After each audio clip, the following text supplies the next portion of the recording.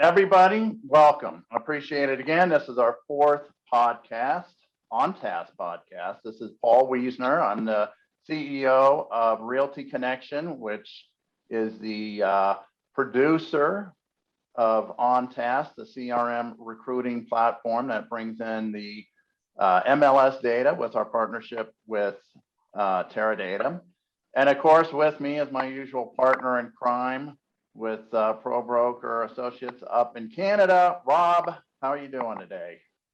I'm doing good, Paul. I'm doing great. You know, it's another beautiful day here. We're kind of past the record-setting temperatures in Canada that everybody's been hearing about and getting to enjoy a nice summer. But yeah, super excited to have Judy on the podcast today. You know, I met Judy when I started recruiting back in 2008, you know, and yeah. So, you know, it's always great to touch base with her, but we're super excited about a partnership we have with her now. And also, you know, helping our clients get coached better and our recruiters to get coached better on obviously a task that a lot of people, it's new to them, or it's something that they don't have time for. So really excited to have Judy on the podcast today. Absolutely. Judy, thank you so much for participating in this. Thank you. Yeah, so as you know, for those of you that have been watching all our podcasts, the first one we kind of started off with the data, right? Because it's hard to make a decision if you don't have any data in front of you. And obviously, the way we pull in all of the MLS data, you can really get an idea of what agents are out there, which ones you want to target, et cetera. Second podcast, we talked about looking at the data, kind of finding out maybe some trends of agents, you know, might be making a move, so you could kind of target them, right? Because obviously not every agent is moving every single day. At least we hope not. And then on our third one, we actually brought in a couple of agents to talk about some things that they like to hear, or you know, things that would turn them off. They also provided some guidance on, you know, when is a good time to contact them. When are they going to make a career move? And it seems to be like the magic year is 3. After like 3 years of being in an agency and real estate company and getting your feet wet, then you start looking around and maybe making a move. So that was one of the indicators and some of the things that turn them off. And now, of course, we have the magnificent coach herself. How many years have you been doing this, Judy? 30 years as a coach and trainer in the recruiting industry. Right, and all over the world, correct? All over the world, yeah, I love it. So we are going to be blessed with some wisdom from Judy. So that kind of brings all of us together. We've got data, we got the way we're organizing it. Of course, one of the things we always talk about is to make the most use of managing brokers' time. So if you don't have time to make the calls and do all that, that's where Rob comes in. He can queue it all up for you. So then you as a managing broker can focus on the thing you do best, which is closing the deal, getting that agent into your office. And then of course, what we have today is, you know, sometimes managing brokers, they need coaching. So even though we might queue it up, Rob queues it up, you still have to close the deal. So, you know, we talked a little bit with agents, what, you know, things they don't like to hear. So let's get advice from Judy. So Judy, you know, when you coach, what are some of the most common mistakes that a managing broker makes when they're recruiting? I would say that probably one of the biggest mistakes is that they don't look at it as a system, like an entire system. They jump in when they need a recruit, or they jump into an interview and they just start selling everything they've got. But, you know, the best recruiters, those with the highest level of success, you know, take the time to put their foundation systems in place, which means choosing the right agents that would be a good fit for their company. That takes the research, like you said, you know, what's the production, what's the type of agent, what type of company are they with right now? So if you do some research to make sure that the people that you are going to be marketing to and talking to are a good fit, your results are going to be better. The number one thing that brokers hate to do, okay, number one excuse is they hate to make their calls. So of course, now, Rob, you're that option. You know, they don't want to make the calls, you'll make them, you'll book those appointments for them. They just have to show up for the interview. But even with that, Paul, I find that when I ask brokers, what are the 10 or 12 strongest reasons for an agent to join your team? sometimes they've never thought that out. They don't have the results to be able to prove value to agents, and they just jump in and start selling. It's just a pitch, a dumping of information onto a candidate versus an investigation to figure out what's going on. So, and that's probably it. Most brokers have enough stuff to recruit with. They just don't have it put together into an organized format or system to allow them to sign up those agents when they are face to face with them. So that's all good. And that kind of dovetails into what we heard from our agent panel, right? If they just get a call and the managing broker doesn't know anything about them, where they sell, maybe the language that they use for that region of the country, it's an immediate turnoff. So. Exactly. And, it's one of the funny things is that I've been a licensed broker for 46 years.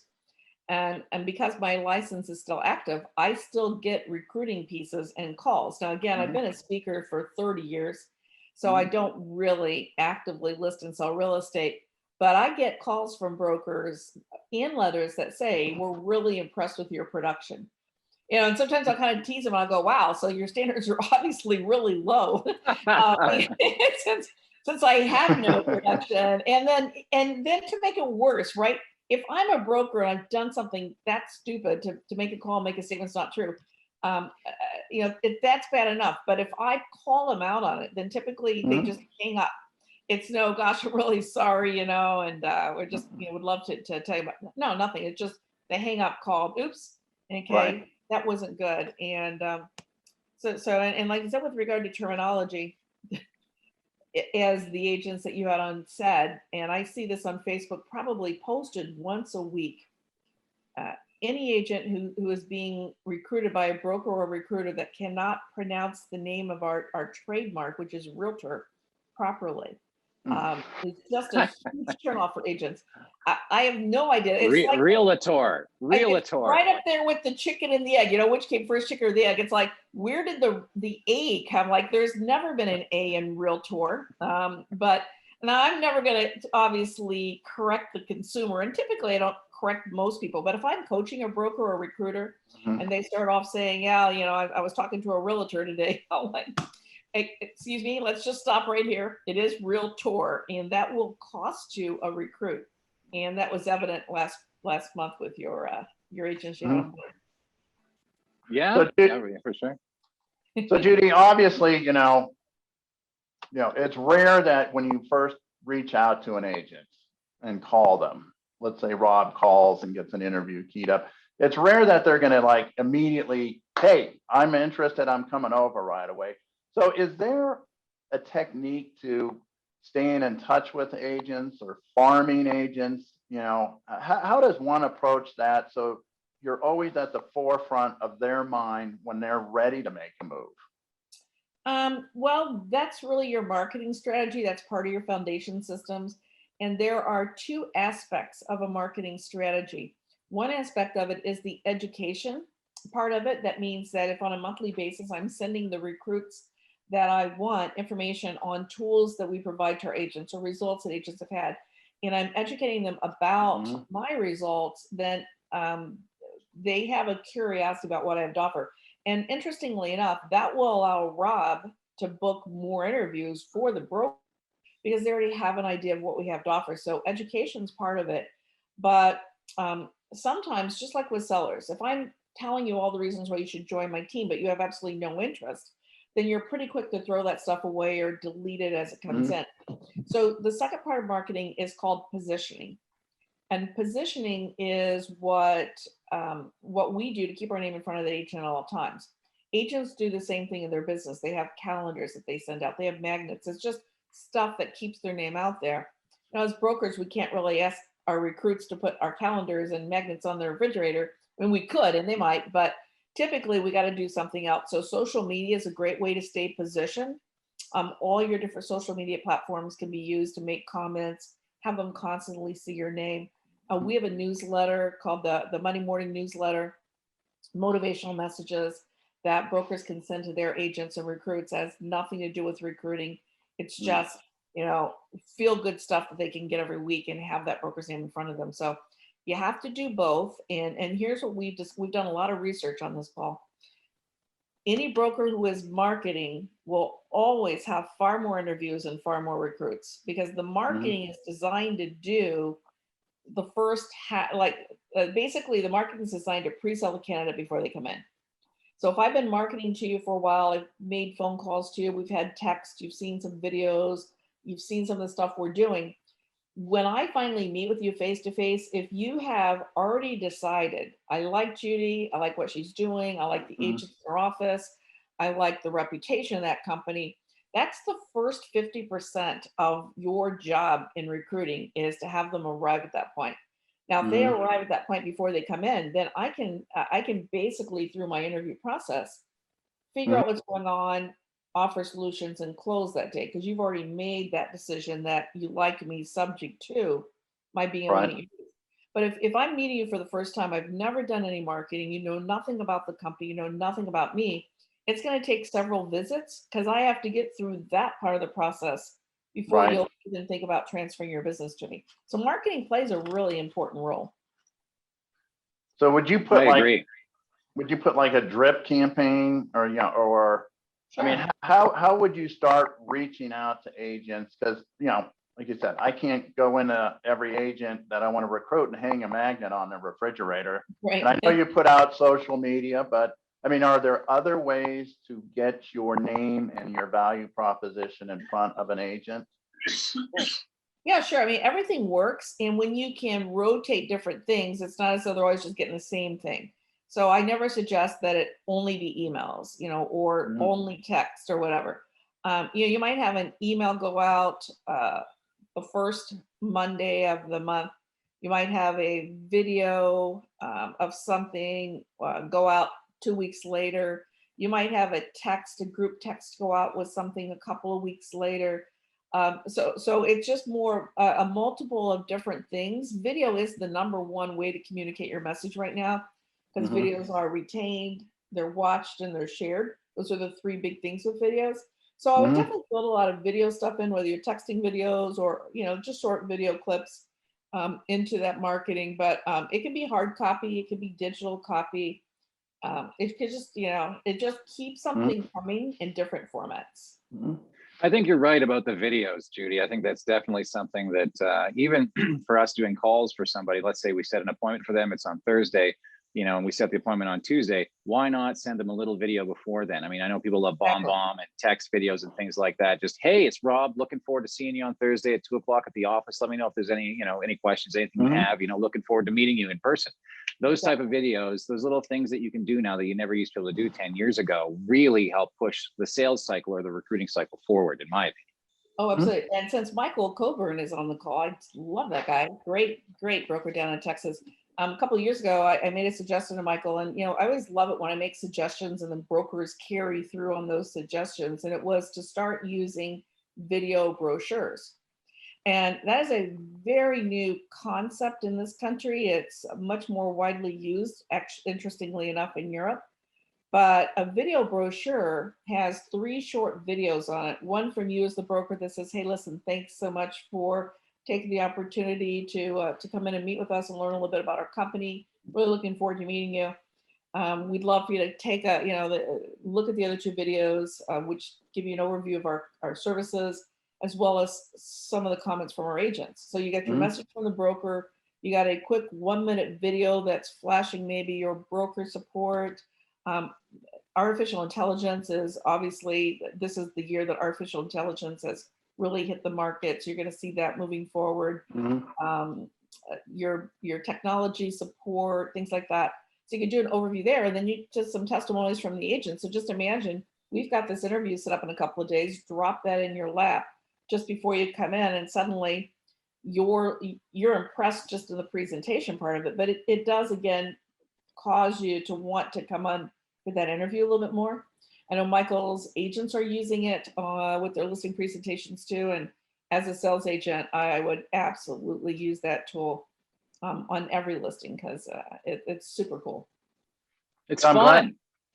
I'm glad you touched on the managing brokers agent base, the in-house agents, because correct me if I'm wrong, but that's one of the largest resources a managing broker has to get out into the market, I would imagine. Exactly. My numbers that I typically have seen is that any broker who's doing a great job with retention, has a great relationship with their agents, does ask for their support. 50% of their recruits each year should be a direct result of their agent base. Okay. And so that means, again, there's the difference between maybe a good recruiter and a great recruiter. A good recruiter might bring on 12 agents a year through their own efforts. Mm-hmm. A great recruiter is going to use their base of agents and recruit 24 instead. And those extra 12 are going to be a lot easier. That's great. Yeah, I like should mention to the panelists, we are opening this up to questions as well. So assuming I have any technical capability here, unless Rob can drive, just type them in the, I guess we have a chat box and a Q&A box. So let's go with the chat box. So if you have something that you want us to touch on, a topic, or you have a question or two, we're happy to throw it into the conversation here. So, yeah, and maybe while those questions are rolling in, I can just talk a little bit about how I met Judy and things like that. And I mean, everybody on here, knows that, we're all three of us are recruiting experts really in the real estate industry. Judy doesn't do work for the mortgage industry usually or anything like that. It's focused on the real estate industry. And so when I started recruiting in 2008, I was actually hired as director of marketing for this group of RE/MAX offices in Vancouver here, which was about 9 offices. And so I had done sales before that, but mostly I was doing design work and things like that for print media and whatnot for the brokerages. And they said, well, why don't you try and recruit somebody? And I said, well, why would I want to do that? And they said, well, because then we'll make more money.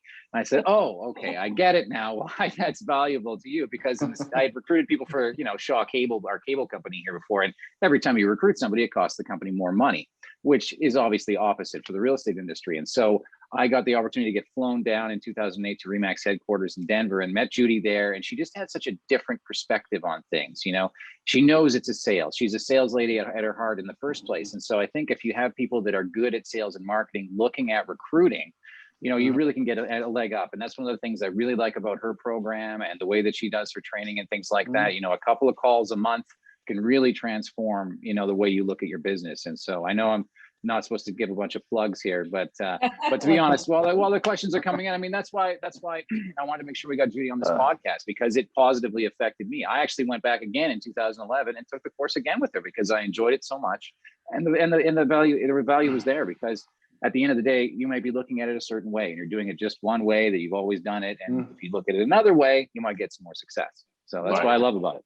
Great. And we do have some questions piling in here, but I guess since you made the plug, I will say, we are happy if you reach out either through me or Rob, and obviously you can go to Judy directly to provide the coaching in our mix of tools to help you become a better recruiter, right? So the data, the CRM, the calls, and now coaching. So we'll get some more information out on that. But again, our goal here is to try to provide you as much as possible so you can grow your office. So let's see what questions you have. So we got right at the top, Paul, we've got Alex. He's down in the Carolinas. Alex is asking, which CRM is everyone using? So Paul, I'm gonna let you answer that one, because you've got the best recruiting specific CRM out there. So why don't you answer that? Well, thank you. Good. I appreciate it. So which one you should be using is OnTask. So let's put it like that. In terms of what I've seen that people are using, I've seen everything from spreadsheets to Follow Up Boss to Constant or Calendly, or not Calendly. I can't even think of what it is. The issue is people are using a whole array of things, but we're the only one that automatically integrates with Broker Metrics. Okay.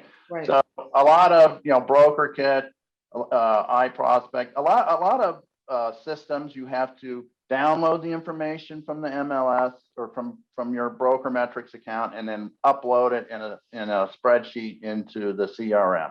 And you have to do that over and over every day if you're gonna keep track. Ours automatically integrates, so there's no downloading, there's no integrating. And as we've been talking about, the data is key to making your first recruiting step, which is identifying people that you want to recruit, people that might be on the move, given certain metrics, and then adding some kind of personal touch when you reach out to them, because you know where they're listing, you know what their latest closing was, things like that. So I would recommend ours. I don't know if that Hey, I want to recommend it as well. I want to recommend it as well, because we've got a partnership with Paul, obviously, we love the OnTask recruiter. You know, we use other things, but you know, at the end of the day, we've got, you know, a host of recruiters that work for us, and we use a variety of different things, but we've really liked OnTask because we've been using Broker Metrics for so long. And so having something that actually is a web-based application where you can access Broker Metrics, make phone calls from it, and track them all on there, it's kind of a no-brainer when it comes to what to use right now. Right. I appreciate all that support, and I have not paid off these people, I'm telling you. Right, Amy Brown has a question here, and this. Hi, Amy. Too. Hi, Amy. Amy's like, she has a ton of great agents, but they're not. They won't even answer a text or call or email. What would be my next thing to do? So. Hire a pro broker agency and have someone else do your calls. Off, Amy, yeah, call pro broker agency, because they'll make the calls for you, right? Put the pressure on them. And sometimes it's just having someone else do the calls. I mean, to be honest with you, I hired one of our recruiters to start doing sales for us, and she loves doing sales. You know, that's the thing, is if you have somebody who loves the job, and when they get on, they're fired up to make those calls, it's going to get a different result than having, you know, maybe looking at it in a different way. And so I think that's why people get pumped about us, because everybody that works for us is pumped, and everybody loves to make the calls that they make every day. And sometimes that is the challenge, is getting pumped to actually do the outreach. Perfect. And Amy, also on that, again, any marketing that you can do, finding different ways to put your information in front of people is going to, again, make it easier for you to get through to them, or again, Rob and his team to get through to them. Right. Let's see here. There's Matt, Nancy. Look at all the people. I know all these people. This is Can great. you read those? Go ahead, Judy. So Matt, how you doing, Matt? You know, Matt's question is, working a lot of agents are giving the objection of office location. They live closer to their current office. And it's funny, this is one of the things that I use in my course, is one of the objections that I use when I'm talking about objection handling. So just think about it, Matt. Think very logically. If you're interviewing an agent and they've indicated that they're interested in working with you, and they come in and meet with you, and then they're using the objection office location, okay, it doesn't really jive, because they already knew what your office location was prior to meeting with you. And so if they're meeting with you and they say, you know, the problem is the office location, it isn't the location, but it could be a subcategory of a location, meaning I'm known in this marketplace, and if I move my business here, would my clients follow me there? You know, or I'm known in this boutique little area, but if I move out of that area, what would happen? And so sometimes agents don't really explain what they're talking about. But we do hear that a lot for agents, like, listen, hey, you know, everything's great, but you're in the wrong location. That's never typically wrong location if they're sitting there in the location talking to you. It's something to do with the location. You have to ask those questions, really dig down like a detective and figure out what's going on. Right. Yeah. Paul, where can I find Judy's recruiting course? Yeah, just go online, JudyLaDeur.com, and I can send you some information, or send me an email. My email address is pretty easy, Judy@JudyLaDeur.com, and I can send you some information. Doug, thanks. And Paula, how you doing, Paula? Hi, Paula. Yay. Yeah. Paula's asking, what are the agents right now? What are the top couple of reasons that seasoned agents are moving to brokerages these days? Interestingly enough, Paula, I'm getting ready to do I'm speaking at the Florida State Convention, I guess, in August. And that's the topic I've been working on this week. And what we're finding is that, interestingly enough, coming out of COVID, this post-COVID era that we're in, agents are looking for different things than they've looked for in the past. Without a doubt, the reputation of the broker, the culture of the office is definitely up there really high. A lot of agents, a lot of their best agents, they know what to do. So they're not necessarily looking for that training, coaching, mentoring. It's all about how are you using technology to make it easy for them to do business and stay mobile. And so that's the number one thing coming out of this. A lot of agents have not moved in the past year, it's been a really weird time. If we go back 15 months, we had total shutdown, March, April, May. Our industry re-emerged in June, and it hasn't slowed down for 12 months. Okay, so what happened was we didn't have those breaks like we typically do for agents to, like, hit it hard and fast for 3 or 4 months, slow down, take a break, look around, make a move. Most of them have just had to stay focused on that business for 12 straight months. But just this month in July, we're seeing the first slowdown that we've seen in literally a year. I think that's going to prompt some agents to take a look around. And it's all about lifestyle, being able to conduct business virtually. That's where I think the artificial intelligence that we're seeing emerging is going to be a big part of that.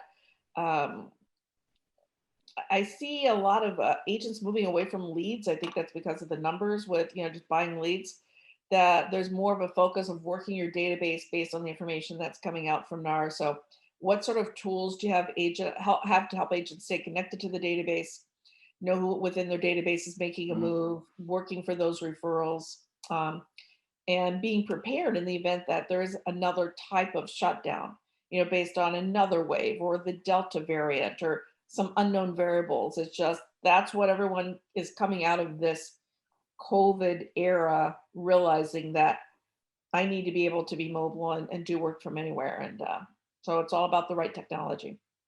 People are looking for support as well. That's one of the things, agents of any kind of production level at this point, I found in the last year, have been looking for more support, whether they're at an office where they feel their status quo and they want to move somewhere that's got a more personalized approach, or they're at a place that's just hiring people to fill an Amazon fulfillment center down the street and collecting licenses, and they don't want to be there anymore and they want to go somewhere else. We've seen quite a bit of movement in the last year, but again, you've got people that are just dug in, people that are, just focused on trying to get through, but then you've got people that are on their way up and are on their way down. And so as long as somebody, I think, is moving in some direction in their career, they are recruitable. Well, if you haven't seen NAR's 2020 member survey, that they did, it just came out a few weeks ago. Definitely always get that stuff and read through it. It was interesting. The average income for an existing agent dropped $10,000 in 2020. And it wasn't even that high. It was like at $56,000 or $58,000, dropped down to like $46,000, $48,000. And that's a pretty huge drop over 1 year. And so really what that tells me is that there are so many agents and so many companies had record-breaking years this past 12 months. But it also tells me that there is a ton of people out there that are not making any money and are not in the right place. So again, I think that there's some great recruiting opportunities right now. We have one more, DJ. Hey, DJ. Hey, we got about 800 brokers in our firm. Would love to have more referrals. Typically, if you're not getting referrals from the agents, it just really boils down to a few things. First off, it's the old what's in it for me, right? You had 800 agents going, hey, not my job. Okay, what's in it for me? Why should I be helping you do your job? And if they have that attitude, you're not going to get a lot of support from them. So you have to train them on what is in it for them. And I always use an example. For example, if I take a look at how many agents I want to recruit this coming year, and I look at the average market share being brought in per agent, and I look at what's the total market share goal for me to bring into the company for the next year is my goal. Let's just say that it's $100 million in additional market share. So if I'm talking to Rob, one of my agents, I say, so Rob, I have goals just like you. My goal is to increase our market presence here by $100 million this year. And this is done in a meeting where everybody knows that this is my goal and I'm going to be held accountable to that. But think about it. What happens when we're $100 million stronger in the marketplace? And by the way, for people who are going, oh yeah, right. Well, $100 million stronger in the marketplace is only 24 recruits a year doing $2 million in business, because when it's existing, you're pulling production away and adding. So I can recruit 24 $2 million producers and have $100 million market position increase. And so if I just tell the group, what happens when we're $100 million stronger in the marketplace? What happens to your business? Okay. Is it easier to get more listings when we have more signage out there? Is by having more signs, do we have more buyers coming in? And so it has to be presented on what's in it for you. And I always just tell them, look, there's one of two ways to increase our market share by 100 million. One, each of you can absolutely promise me that you'll do more business next year, so we are $100 million stronger. Of course, if they could do it, they'd already be doing it. Or we could steal 100 million in production away from our competitors. And I personally love stealing it from them. So what happens is I just show them visuals as I steal this much from this one and this one from that one, and we're adding it to our base. They get weaker, we get stronger. So that's the first part of it. The second part of it is, the agents, when they love where they work, you don't need to give them an incentive to help you recruit. They will tell everybody how much fun it is to work there. And so a lot of times when I see a broker with tons of referrals coming in from their agents, I know that they've created a great work environment. So that's number two. Number three is you do have to continually ask for the referrals. And here's something that I did, which will be a cute little thing to close out this one on, is every office. So I was general manager. Whenever we did acquisitions or mergers, I was typically brought in because I was the recruiter to work in that office for a year, find a manager, bring them on board. So I had a lot of different offices I worked in for a while. And I always, from day one, an agent would walk in, they'd say, I got a question for you, or I got a problem, or I need your help. And I go, great, what can I help you with? So they would tell me, and then I'd say, I need your help too. So who right now, just think about who you're working with, who you're interacting with, that you like, that I can reach out and invite to come into our company. Well, after it only took a few weeks where they realized that every single time, every day that they would say, I need your help, I'd always help them out. And then I go, I need your help too. And it gets to the point where they would just walk in with the name and number on their card or on a piece of paper. And they go, I need your help. And here's the name. Okay. So here's what I need from you. But, it was just like a joke. It's called, if you're going to ask her for your help, you might as well have that agent's name ready and that phone number. And I'd say, look, I'd rather be talking to people that you like, because I could just randomly talk to anybody. But at least if you like them and you respect them and they do a great job, then we're building a better team that way. So Great answer. Great answer. Thank you. Awesome. Yes. So it looks like we're wrapping up on questions here. So Rob, you want to paste in some stuff on your I thing? sent it to you. I sent it to you. Well, I see on our Q&A, we do have one more question. Maybe we can answer it. There we go. There we Michael go. says, brand new managing broker here. What would you suggest as the first steps to creating a proactive versus reactive recruiting strategy process, drinking from the fire hose right now?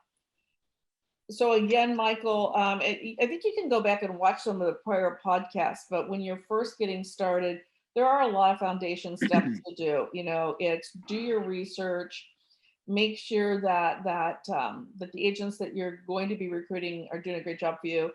You have to identify your compelling reasons to join. You have to there is a ton of work to do. And I'd love to help you if you need some help and you've got no one else to help you, but you got to put your foundation together first. And if you don't want to probably phone calls, right, would be the and just hire Paul to help you get your setup, and then hire Rob to make your calls. And if you're in front of the agents, you don't know what to do, then you can hire me and I'll show you what to do. So we got all the bases covered here, right? Right. You can't lose. Yeah. You can't lose now.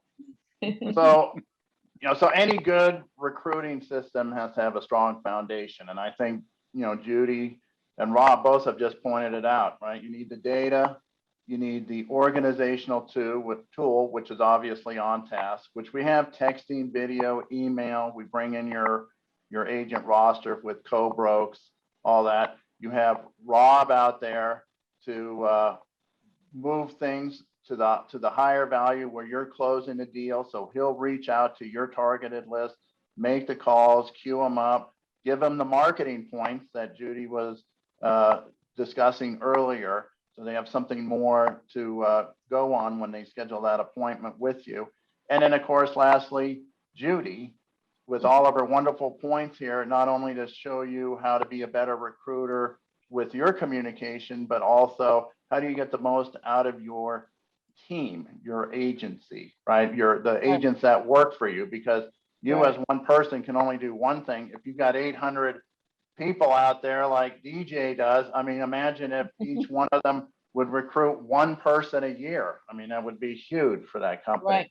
So those are the 4 legs of the table, the foundation, if you will, to help you kick off your recruiting or bring it to the next level. And as Judy just pointed out, it sounds like there's some pent up demand out there or effort out there for agents that might be on the move. So now is a good time to do that. As you see in our chat box there, we put Rob's information. Judy put her information out there. I got my information out there. This podcast is recorded. It'll be sent out to everybody that has signed up for this thing. I will also put it out there on our Facebook. I forgot what you call it, group. Jennifer didn't see my info come up on Yeah, there. actually, I was going to let you know that, Paul, on both of the posts with the info with you and Rob, you have it just to the panelists so we can see it, but they can't. Okay, got it. Put the little drop down box there so that they can all see it. Thank goodness I have Jennifer's somebody on here. there. Hey, Jennifer, I haven't talked to you in a while. So I send it to ProBrokerAgency.com. ProBrokerAgency.com. There we go. Is a portal there. Yeah. Put that little, yeah. There's that. All panelists. There we go. There we go. You got that one in there. Is that okay? You got my calendar on there. If you need, Yeah. if anybody wants to book an appointment and talk, let's talk. You know, I mean, Perfect. I've got a lot of resources at my fingertips here. Obviously, Paul and Judy are great friends of mine, but they're also business partners of mine. Same with Terradatum and Broker Metrics. There's a reason why these people exist, because the first real estate office was not built on its own. You know, people had to recruit people to that office. You know, I know there's people who have a great ball rolling and a great reputation in the neighborhoods they serve, and they say, hey, people just walk through the door. But I haven't talked to somebody like that in 5 years. You know, for the most part, people need help with growth, right? Like if I just came to the office every day and didn't push Pro Broker Agency and have an executive team and stuff like that, and all this in place, my company wouldn't grow either, right? So that's what I love about what we're doing now is it's like a triple or quadruple win, right? Everybody wins. You get appointments, you get more recruits, you win. Paul gets to help you with the CRM, he wins. Judy gets to help you with the coaching, she wins. Everybody wins. It's not like a loss, you know, and that's one of the things I really love about recruiting is it's based on growth. And as a marketing guy who came into recruiting in 2008, that's one of the unique things about it. Most people don't understand it. We recruit realtors. I tell people that and they're like, why? And it's like, okay, good. You're not competition. You know, I will point out though, Rob, that over the years, when someone comes into the position as a recruiter or even as a broker with that marketing background, and they really understand the power of marketing, what marketing does, they typically do have a little bit easier time getting those things in place. So if you don't really, you know, if you don't understand marketing or you don't really know where to go with that, then that's your next person to find is that person who is that marketing person that can help you with different, you know, development of pieces and strategies. And can you do that? Anyway. Can you do that, Rob? Can I point at you there? Yes. Anyway, so call Rob for that one too. So. Anyway, we have way more fun on our calls. You're so busy. I didn't know if you're doing that too. Yeah. Well, Judy, again, thank you for taking time out of your day, sharing some of your wisdom. You taught me a lot about recruiting, and I'm sure Rob and hopefully our panelists, and we'll put this out there for you all to watch again. Don't hesitate to contact either one of us. And then next month, Rob and I'll work on our next OnTask podcast, and we might have a managing broker. So if you're interested, because we'd love to hear from a managing broker, some of their successes and things that they have learned over their career of recruiting. So you've got some thank you all. This call. Thank you. Yes. Thank you for tuning in today. Thank you to Judy for coming down. Thank you, Paul. Thanks, guys. Yep. Bye-bye. Bye-bye. Awesome. Take care.